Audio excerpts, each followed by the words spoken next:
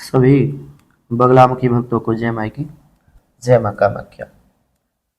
बगलामुखी देवी को भक्ति जितनी प्रभावशाली मानी जाती है उतनी ही रहस्यमयी भी है। उन्हें शक्ति की महाविद्याओं में 8वां स्थान प्राप्त है। ऐसी देवी जो न केवल शत्रुओं की वाणी चित्त क्रियाओं को स्तंभित करने की सामर्थ्य रखती है बल्कि जीवन में अडिगता साहस विजय का आशीर्वाद भी देती है। लेकिन जब कोई भक्त इस दिव्य शक्ति की ओर आकर्षित होता है तो उसके मन में एक गूढ़ प्रश्न अनायास उठता है। क्या बगलामुखी देवी की भक्ति के लिए मांसाहार आवश्यक है?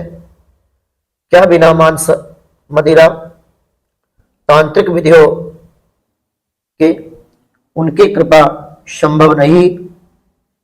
यही वह मोड़ है जहां श्रद्धा और साधना के 2 रास्ते दिखाई देते हैं।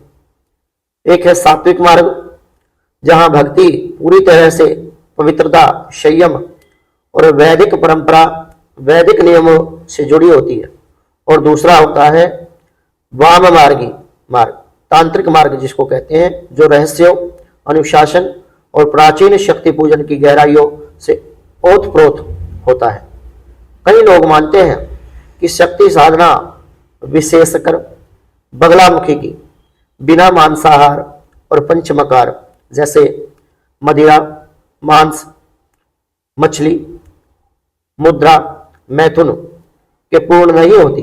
वहीं दूसरी ओर संतों और पंडितों का एक मार्ग यह स्पष्ट करता है कि यदि आपकी श्रद्धा सच्ची हो तो केवल हल्दी पीले वस्त्र जप और ध्यान से भी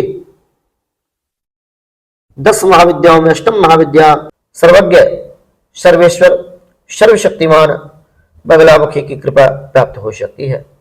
यह विरोधाभास कुछ लोगों को भ्रमित करता है तो कुछ लोगों को आकर्षित भी करता है, और यहीं से शुरू होती है साधना की असली परीक्षा।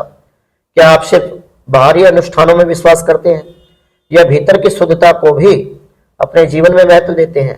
क्या देवी की शक्ति किसी विशेष प्रसाद या अनुष्ठान से बधी है या आपकी आस्था ही सबसे बड़ा मंत्र है? ये दोनों विषय बहुत अलग अलग हुए।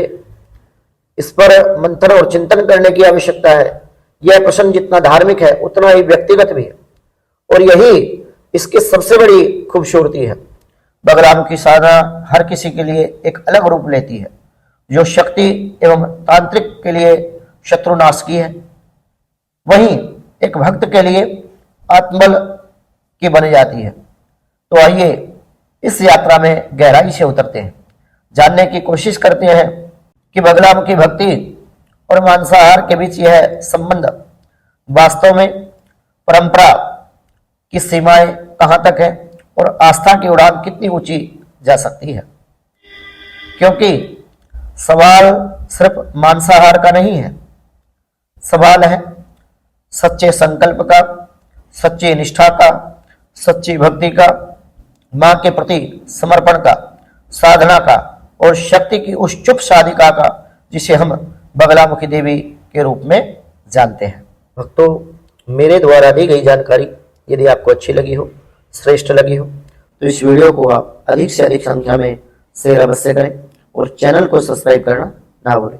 सभी बगलामुखी भक्तों को जय मां की जय मां कामाख्या।